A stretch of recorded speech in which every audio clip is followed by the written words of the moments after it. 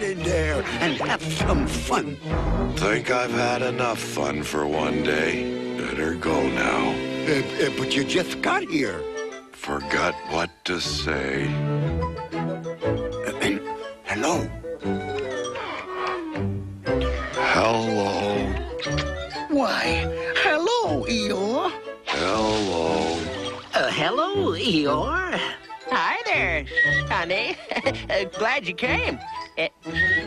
Your turn next. Hello. Yeah, you had that already.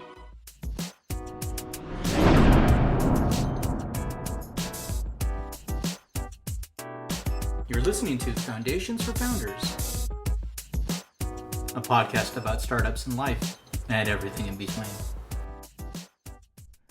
Hey everybody, welcome to another edition of Foundations for Founders. I'm Dan in Post Falls. I'm Angel, still in Seattle.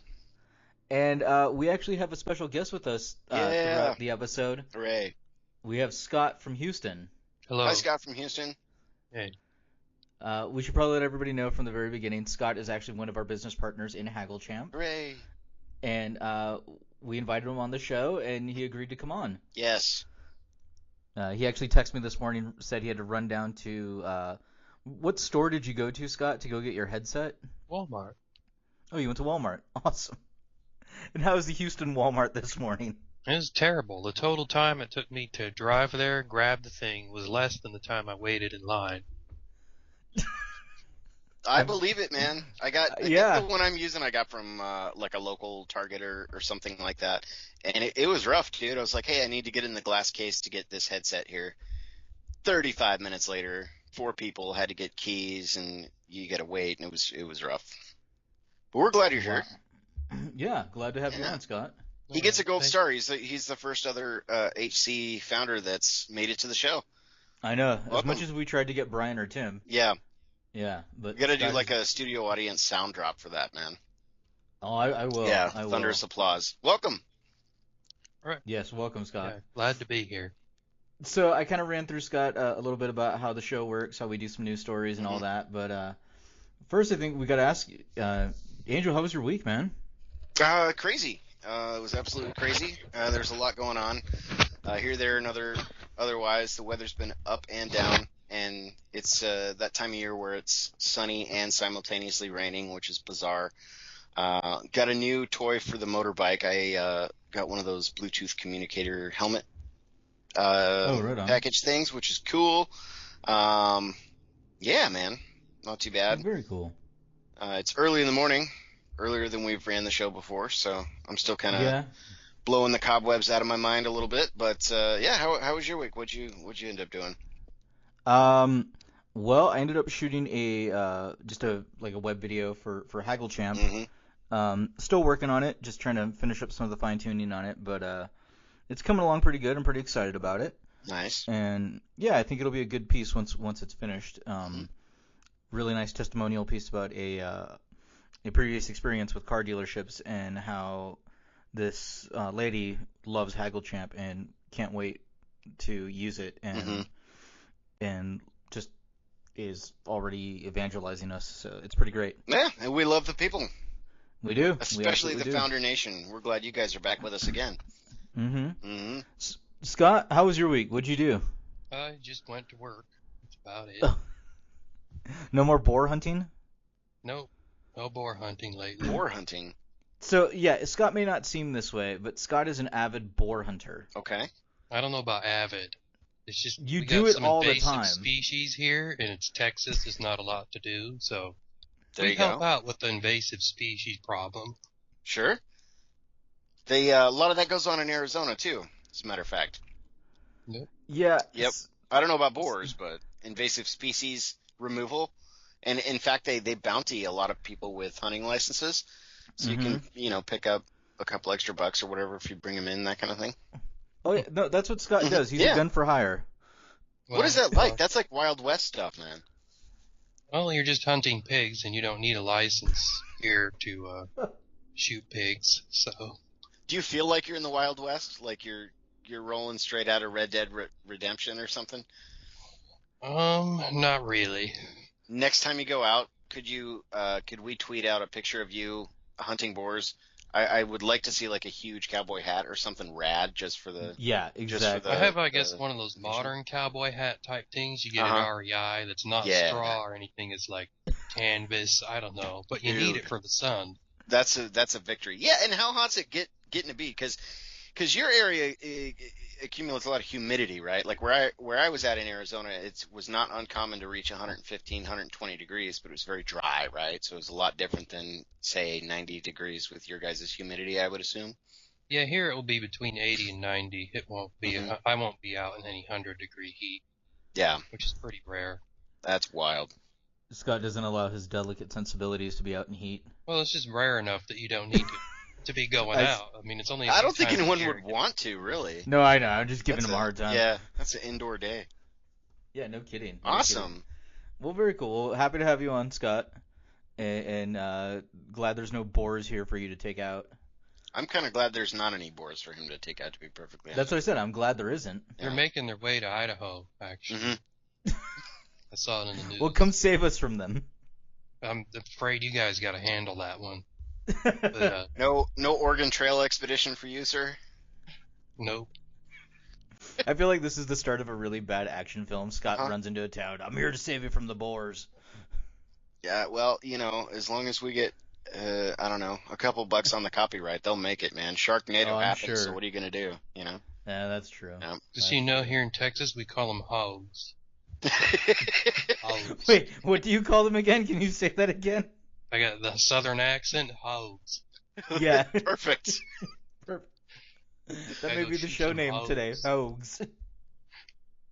Awesome. Well, let's rail it back to the mailbag. We got stories today, sir.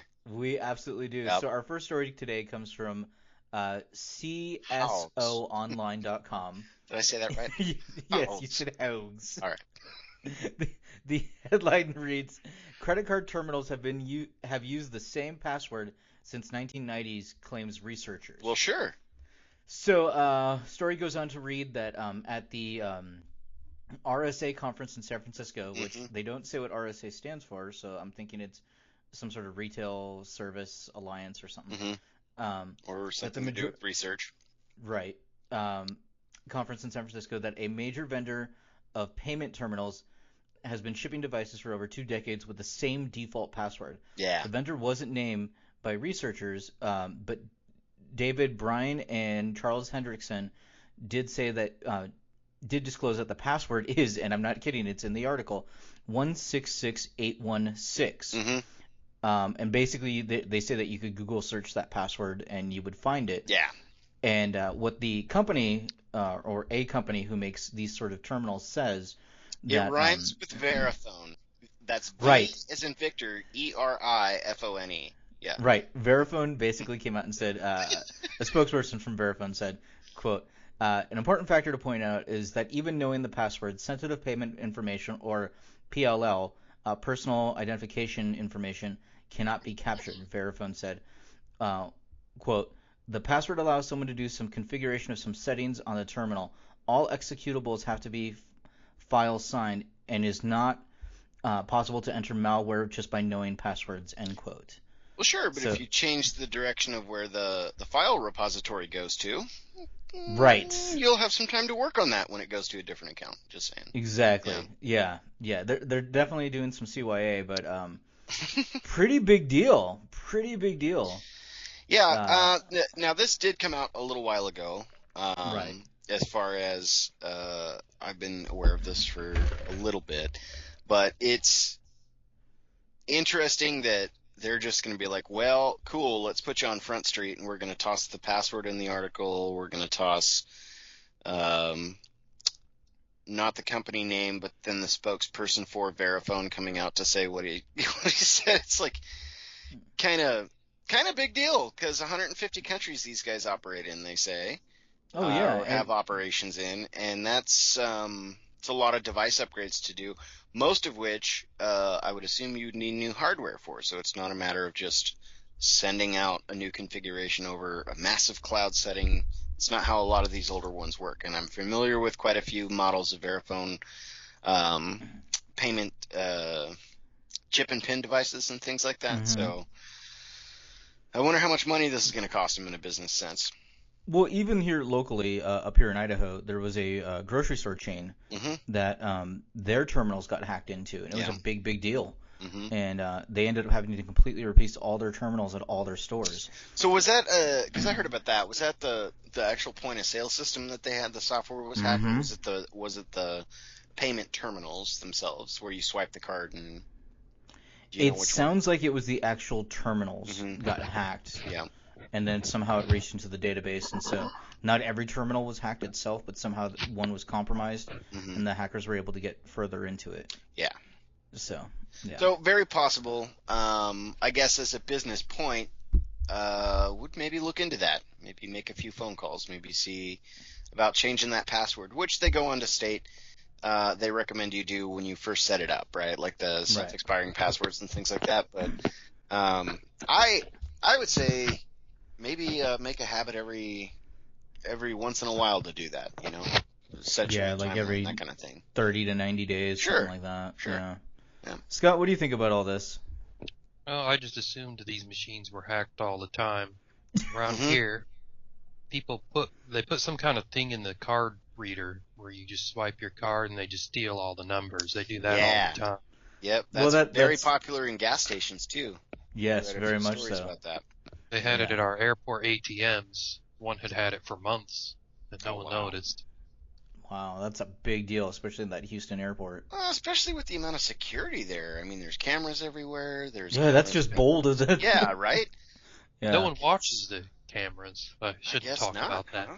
I was gonna say, don't say those things, Scott. Wow. Yeah. Oh wow. Okay. Hougs. Let's go to the next story. Yeah. All right. The next story comes from NBCConnecticut.com. Connecticut. The headline. Yeah, Connecticut. Okay. The There's state right below New York. yeah, there's relevance to that state. We're reading a story from there. Yes. Mm-hmm. The headline reads, Diet Pepsi dropping aspartame amid customer concerns. Yeah. So PepsiCo says that they are dropping aspartame from Diet Pepsi in response to customer feedback. We're replacing it with sucralose, an artificial sweetener commonly known as Splenda. Yeah. The decision to swap sweeteners comes as Americans are turning away from the popular diet sodas. Mm-hmm. Competitor Coca-Cola said this week that sales volumes of Diet Coke, which also uses aspartame, fell 5% in North America for the first time for the first 3 months of the year. Mm-hmm. So basically, aspartame has gotten a huge bad rap lately. Yeah. Just Google it. You'll see all these articles about how it causes cancer and it does all these horrible things. Mm-hmm. So people are backing away from it, and so now these manufacturers are, at least Pepsi is going to switch to something else, Splenda type thing. Yeah. Which I mean, I drink Pepsi. I don't drink Diet Pepsi, so it's kind of doesn't matter so much to me. But I don't like aspartame in the sense that it's always tasted bad, right? Like when you get the sugar-free gums, like chewing gums, for example, it's a very pronounced taste difference for me, and I just don't care for it. I don't know if falling 5% in North America in the first 3 months of the year for Coke side of things is directly related to the ingredient that they're using. It could probably have some impact there, but I'm not sure. I don't know. I just don't have much on this one, man. I don't know. So, okay. Oh, man. How do I say Except this? for that it's nice to see Connecticut once It in is a nice while. to see I'm Connecticut. just saying. Yes. At least it's, it's not Michigan. Okay. You ready to make fun of me? Sure. Okay. So, as a vegan, I have tried what God. I have tried what they call it's a type of soda. I forget the name of the company, but they use a natural sweetener that's not sugar. Stevia. They use stevia. It's like stevia Coke or something like that. But tastes really good. And it's all natural ingredients and everything. And I've always thought the stevia would be amazing because stevia is natural, to put that in the Diet Coke and the Diet Pepsi. But maybe someday we'll get there. You just want a vegan cola. Yes, I want a vegan cola. Yeah, just to be trendy and vegan. That's right, just to be a jerk. Yeah. I still stand to my motto here that, if we weren't supposed to eat animals, then why are they made out of delicious meat? You know what I mean? Scotty, how do you feel about diet soft drinks? I never drink soda, so I don't really care. Oh, this is an interesting factoid about Are Scott. you more of an iced tea guy? I mostly drink water, and occasionally have something else, maybe once a month or two. Sure. Scott, do you still drink everything at room temperature? For the most part, whatever temperature it comes. But lately, I have a water filter that fills this jar up with reverse osmosis water. It's all at room temperature. And I take that to work and everything. Scott, I don't know if you know this about Scott Angel, but Scott loves everything at room temperature, even beer. Is that correct, Scott? Yes. Yeah. Yeah, I have my buddy Travis drinks room temperature beer or slightly warm beer. I don't know. Not really for me, but yeah, I'm just saying. It works. All right, well, let's get to our last story of the day. This comes from metro.co.uk. And the headline reads, "A man wants to raise 1.2 billion on Kickstarter to buy Kickstarter." Yeah, why not? So essentially, the story is Aaron Schutler. I guess that's how you pronounce it. He originally placed a crowdfunding campaign to buy the rights to name his dog and write a book about it, like a children's book about it. He had raised about $3,700 when Kickstarter essentially said, "Hey, you're violating the terms of our service," and they kicked him off. So after he got kicked off, he was kind of upset, and he says he, quote, "looked into the general rules of the page when I signed on, which was quite reasonable, and I figured I was covered," he told Mashable. "I'd be creating a lot of dog names, and I guess there was some fine print somewhere," end quote. So after that, he looked more into it and decided, well,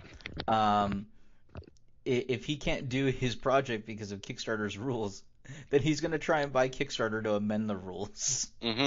And so he's got a campaign right now to buy Kickstarter. I'm going to open it up right now and see where he's at. Let's see where he's at on that. Yeah, but he thinks he's about 1.2 billion to buy Kickstarter. Let's see, it's just now loading up right now. So far, he's raised about $355. There you go. He's got 22 backers, and he's got 24 days to go. Excellent. You take the over/under on success rate on that? Oh, he's not going to make it. 50 to 1. He's not going to make it. Yeah, I'd say under, even at 50 to 1. Scott, what do you think? Should this guy buy Kickstarter because he didn't like their terms and conditions? Well, he's not going to be able to. He's just wasting his time, but getting attention, which could be used for something. I'm wondering what happens to the money. That if he doesn't raise enough, does he just get to keep the $300? You don't get the money. No. It sits in escrow, and if the project isn't greenlit, where you actually get a product out of it, you get your dollars back, I guess. Yeah. Okay. Yeah, it's a pretty quick turnaround that you get it back. But yeah, Scott, are you gonna pledge to this guy so he can buy Kickstarter? No. No. I think I will. No, I'm just kidding. No, I'm not going to. Yeah, make it $356. That's right. Well, $357. Yeah. Maybe. Every penny counts. That's right. When you're making a statement like that. Oh, I know. Yeah. But it does bring to light. I mean, is it even possible? I mean, you could raise $2 billion, and if they don't want to sell to you, they're not going to sell to you, right? I mean, it's not as though even if the money was achieved that they would, just sell because somebody has the money. Publicly traded company by any chance? I think they're privately owned. I think they're privately owned as well, but I love his what his pledges get. So for $5, he says, "I will name your child." For $8, I will name your child Donald. Yeah. This guy's totally just trolling. Such a waste of time. Like all those publications that popped up just so that they had, licensing rights for their own business in order to take your money so they could name a star after you and then present you with a little certificate that says, "Oh, well, here's your star," or whatever. And so when you look through your telescope, you can have a certified star named after you, which is certified by a company that has nothing to do. Was created strictly to certify stars, and it doesn't matter. Well, and my other favorite one is the where you can buy a plot of land in Scotland so you can be a lord or lady. Because if you're a landowner there, you're a lord or lady. Yeah.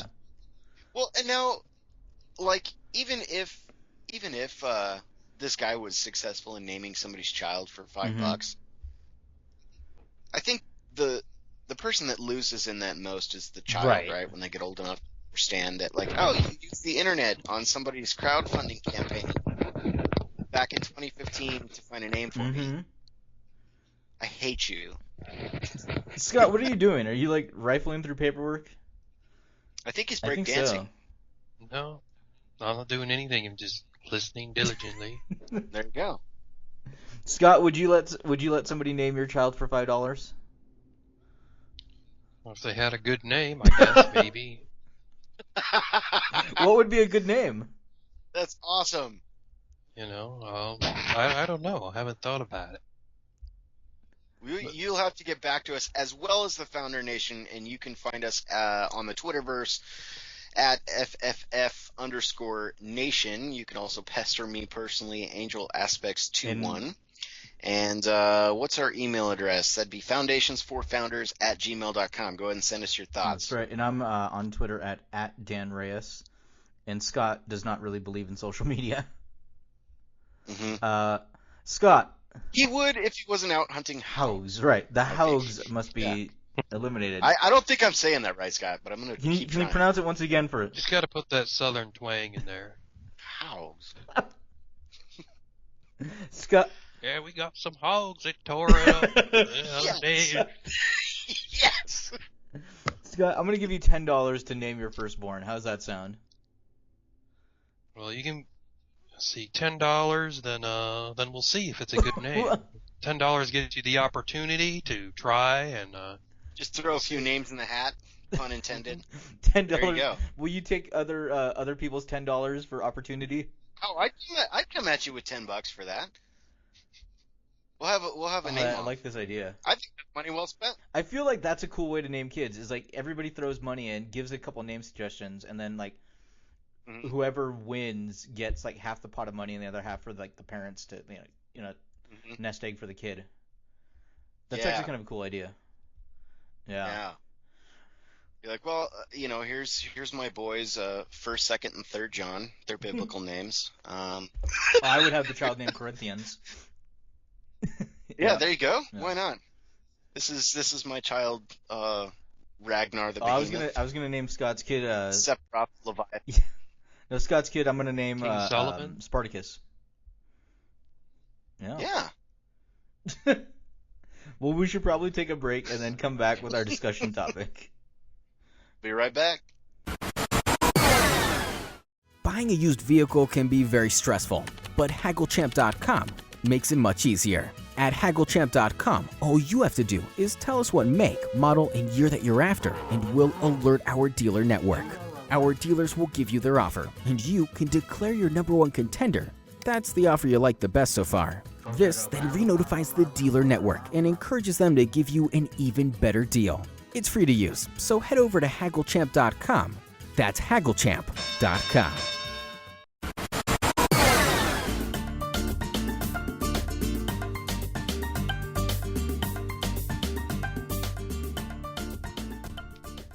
Welcome back, Founder Nation. This is Foundations for Founders. I am Angel in Seattle. He's Dan in Post Falls. Welcome back. This is, of course, brought to you by HaggleChamp.com. You can buy like a champ, save like a champ. And we also have a Haug hunter, Scott from Houston. Mm-hmm. Yeah. Welcome back, Scott.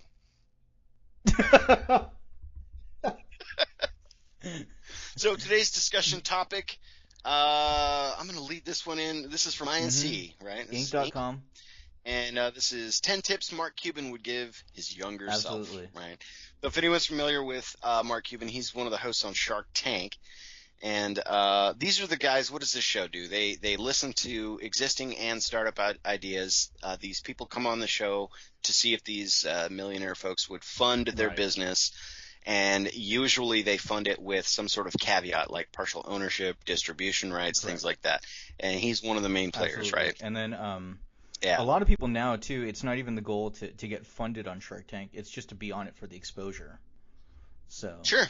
Yeah. But really cool.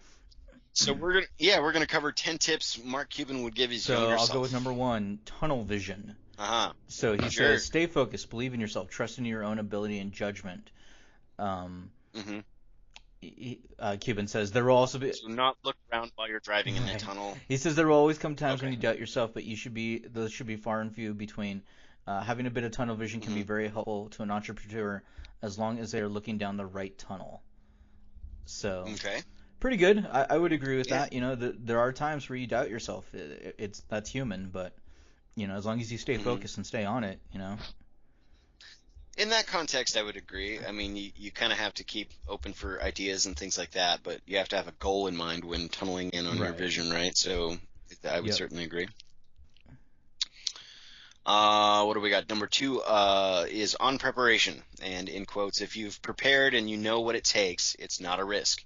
You just have to figure out how to get there. There's always a way to get there, end quote.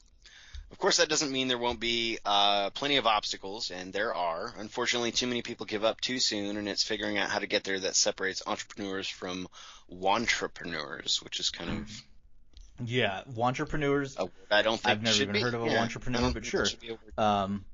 Yeah, Didn't Frenemy make it into the Oxford Dictionary or I know Webster? SmackDown did, and I was very happy. I cried a little bit. But what do I know, right? Back when I was in school, there were 9 That's planets. true. Hey, same so- here. Same here. Yeah.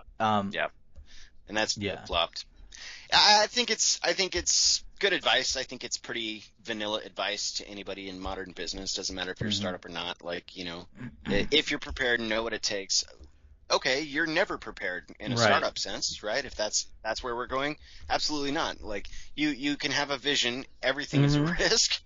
Of course, you have to figure out how to get there, and a lot of times that's on the fly. I mean, it's easy to say that when you're where Mark Cuban is, just saying to your younger self. So on that, sure, that makes sense. But you're not prepared. So, Nobody's prepared. Scott, how do you feel about the tunnel vision or There's the preparation tips? Yeah. Oh, well, the tunnel vision, that's interesting because it has a disclaimer, got to be looking down the right tunnel, which is the key. I mean, you can be all gung-ho about your idea, your business, and a lot of people just go, they don't know what they're doing. The product they sell is not what people want, they don't market right, or whatever. I mean, and those people will never be successful. And you see most businesses fail. I think that's part of it. I think too much of a mentality is based on if we build it, they will come, rather than realizing you really have to go out there to get business. That's true. Which is why Scott wants to build an Uber for hog hunters. Yes. That actually would probably go pretty good in Texas. No. Okay, so number 3 is on wealth. Quote, being rich is a good thing, not just in the obvious sense of benefiting you and your family, but in the broader sense. Profits are not a zero-sum game. The more you make, the more financial impact you have, end quote. There's no shame in wealth and wanting to be wealthy, but make sure you look beyond the apparent pluses of it. So that one, I mean, I guess like basically what they're just saying is money isn't everything, but it sure is helpful. You know? That's the most egocentric like quote You've I've never ever heard that saying before? Yeah. Yeah. Look beyond the apparent pluses of it. Like what? Higher taxes at the end of the year? You still make more than the average Joe. Come on. You know. Yeah. Okay. That's all. I have nothing. Sure. Really I mean, that. Is more money nice? Sure. What next? You know. Yeah. The more of a financial impact you have, If well, you have more sure. financials. Yeah. Okay. Yeah. Yeah. On tech versus business. Quotes. There's way too much hype on the technologies and not enough attention on the real businesses behind them. Me that too. I agree with. End quote. Pay more attention to business and the people, and you'll bypass a lot of the white noise that the products make. You need both tech and business for a success story. Absolutely. I agree with 100%. that as well. Yep.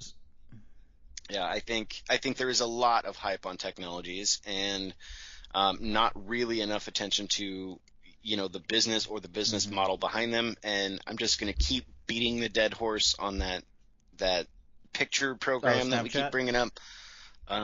Yeah, there's no reason for the valuation of Snapchat to be as high as it is. And of course, we covered valuation as a guessing game. But yeah, a lot of hype on a technology that really has no business impact anywhere. other than maybe Scott, how do you marketing. feel about wealth and tech versus business? Tech versus business. Yeah, I just agree with that. Like you guys said, Okay, nothing fair new to enough. add. All right. Number 5 Mhm, on yeah. work. Work harder and smarter than most people in business, says Cuban. It sounds obvious, but so many people want to take shortcuts, and if you do more, you get more. It's a pretty simple equation. I don't know, because he's saying works harder and smarter, which is one thing, but then like the Mhm. article says, most people want to take shortcuts. But to me, it almost sounds like if the shortcut works, take it. Like that's smarter. So Yeah.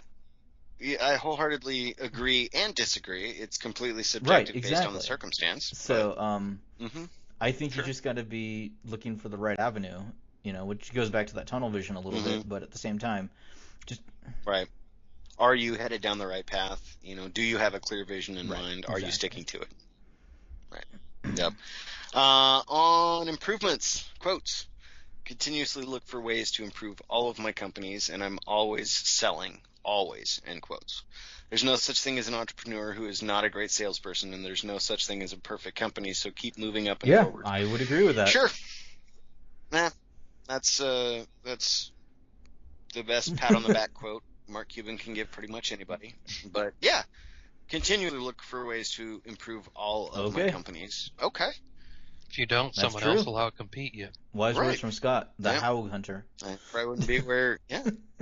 Oh, I know that, right? On that's sweat awesome. I want to see I that know, hat. I want that so I want bad. to see that On hat. sweat equity, the most valuable equity there is. Know your business and know your industry better than anyone else in the world. Love what you do or don't do it. End quote. This is the kind of sage advice you'd expect from someone a little softer than Cuban. However, if he's pushing passion projects, it's a winning strategy. Sure, this kind of comes down to track record as to whether or not you believe in that. But again, that's kind of a generic quote. Sweat equity is the most valuable equity there is. Yeah, you got to work your ass off to get, Yeah. anywhere. So I don't know. Sure. Sure. Scott, how do you feel about sweat Sure. equity? Yeah, I mean, like he says, you do have to be passionate about something, otherwise you're not going to be motivated That's true. enough to do it. And you're going to be going down the wrong tunnel because you don't understand your niche Mhm. Angel, you got the next one? or your Yeah. market. Yeah. Okay. On customer service, quotes. Treat your customers like they own you because they do, end quotes.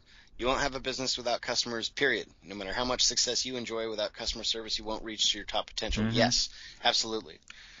100%. I mean, the modern e-commerce today is based on ratings. I mean, we discussed how people buy things. I think it was on the last episode, and I'm one of those people. If I find a product and I research the daylights out of it, and I go to 10, 12 different forum boards and all these other websites, and I try to read as much customer experience with the same product. If it's constantly coming up with the same Right. negative, I'm not going to buy it. I'll move on, right? And if I do have a problem with it, and I'm one of the early adopters and first reporters, I'd better have a good customer service experience with, whatever product that may be. Because, I feel like, the Google reviews, Yelp especially and stuff, in my opinion, nobody really goes on Yelp No, to nobody praise a does. company. These review things are there so that you can browbeat based on an experience that you had, right? And that drives a lot of people away from your business too. So it's important to note that it's there, whether it's a positive or a negative force. Most of the time it's a negative force. And you read trends and patterns with the same negative experience, you can kind of formulate an opinion that, yeah, maybe this isn't the best business to go through for what I'm after, right? And you steer away. And that happens a lot. I'm one of those people. Before they even know they lost me kind of thing. And that's powerful when you're looking into, especially in e-commerce, because you can Right. go somewhere else and get it. You know what I mean? Awesome. So I think that's huge. I think customer service is the backbone, the backbone of your business strategy. And you have to have people with like mind that's going to help empower the culture of what you do, that understands, vision and direction, and then treats the customers like they're the owners, because they are. I think that's very sound advice. It's how Apple. Have you guys ever been to like Yelp No. events or heard of that? No, I have not. I've seen them sponsor a few things, but never an event centered around Yelp.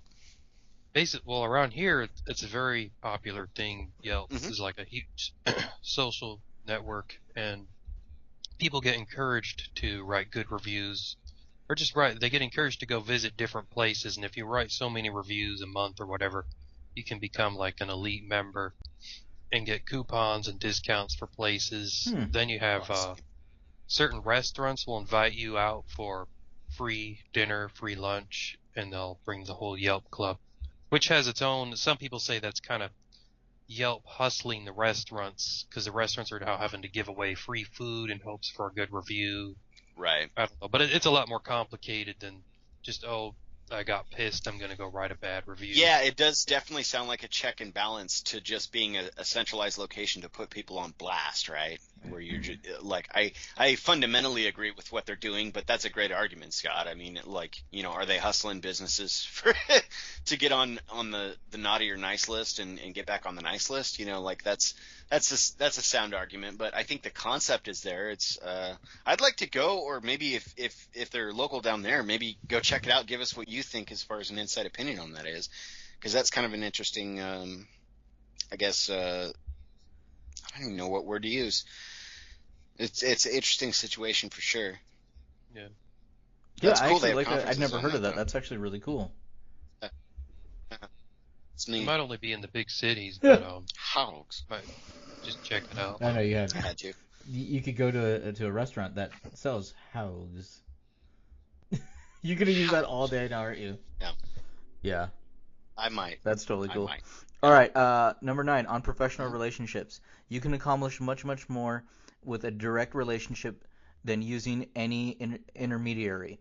But the cash that you keep in the bank can be the difference between staying alive as a small business or not. End quote. This is where customer service skills come into play again. Networking and relationships are the backbone of an entrepreneur's success. I would agree with that. You know, Yep. Yep. I would say that's what's that's the saying? a plus. It's I not. agree. It's not what you know. It's who you know. Yeah. Which everybody knows. Do they know? Yep. Right? They do. Well, because Scott They told do them. now. They're all tuned in That's right. right here, Founder Nation. I think it's something you always hear, but people don't take it as seriously. Like, who you know is going to be more important than education, your grades, Yeah. you know, everything. How great a worker you are. It's not just in business startups, but who you work for, Yeah, what absolutely. job you got. Yeah, absolutely. Foundations for Founders does not endorse dropping out of school. So, number 10, on guaranteed returns. Quote, if you've got $25,000, $50,000, $100,000, you're better off. Better off paying off any debt you have because it's guaranteed return. Debt can destroy business. Get in the clear before you branch out. End quote. Since hindsight is 20/20, why not rely on laser-focused perspective of someone who's been there and done that? There's no real reason to reinvent the wheel, especially in the realm of entrepreneurship. Let a shark show you the way, and you'll avoid a lot of hassles. Yeah, I think that kind of ties into investing as well. Like when you invest in stocks and bonds and things like that, some of the greatest advice is if you look at the public books and see how much debt they have, what their total worth is, and how much cash they have on the books, just hanging out. Usually companies with a lot of cash that are still, earmarked as growth businesses or growth stocks tend to yield a better return because they're budgeting more so than they are dumping 100% into, reinvesting into the equity of the company or aggressive expansion, things like that.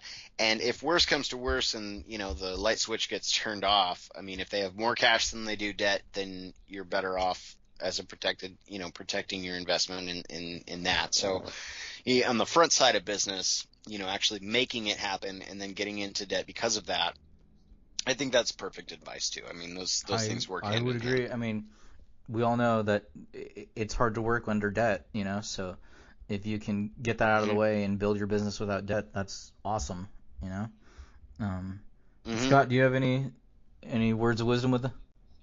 Yeah, well, I think there's something I think there's something to be said about using someone else's money. In a lot of businesses, that's if you check their debt. I'm not saying they should be using all debt, but if I had a bunch of cash, I would still try to max out debt first before spending my cash as a business. And this is what they teach at a lot of business schools, because when times are good, you can get a loan and then you can just build up your cash. But once times are bad, you're not going to be able to get a loan. You're going to have to rely on whatever cash you have. So I'm not a fan of, I guess, just being a cash. You guys probably weren't saying that anyway, and I don't know, but you don't want to be a cash-only business. You want to have debt where you're spending someone else's money, and the cash is only there for an emergency backup. Yeah, I don't know if that absolutely. makes sense. But Yeah, absolutely. And in practical business sense, 100%. It's, if your debt valuation exceeds your overall valuation or starts to encroach on the better half of especially income, then you're starting to take a turn down, because you're not maximizing your income potential from that perspective. But yeah, absolutely. Like that, Yeah, that makes absolutely. perfect sense. Well, that's pretty much it for the 10 tips, because that's all 10 of them. So Yeah. that's Thanks, right. Shark Tank, Mark Cuban. Does he still own the Mavericks? I don't either. I don't know. I don't think he does. For some reason, I don't think he does, but I could be. I don't really watch right. tennis. I'm though. not a big water polo fan either. Yeah. Yeah, for sure. Jeez. Scott, when's your next big Haug trip? well, nothing planned. I only plan them a few days in advance. Just gunslinging on the fly. I picture Scott I like dressed it, like Scott. the Expendables. He's like, I'm gonna take out these Hougs. Yeah. I want to see the expedition. Oh, I want in to see a that hat. too. Totally. Maybe next time. Sounds good. Yeah, absolutely. Well, thank you for joining us. You're a first from inside the house, man. It's great to have you on. We'd like to have you back too. Yeah, I'll Anything be to back. say to the nation on the way out, sir? No, don't got anything. All right. Well, that'll do it. All right. Well, thanks everybody for listening, and I hope you have a great weekend and great week. Yeah.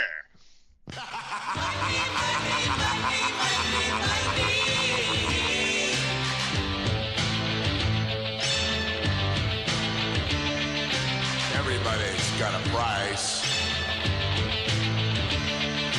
Everybody's gonna pay. 'Cause the $1 Million Man always gets his way.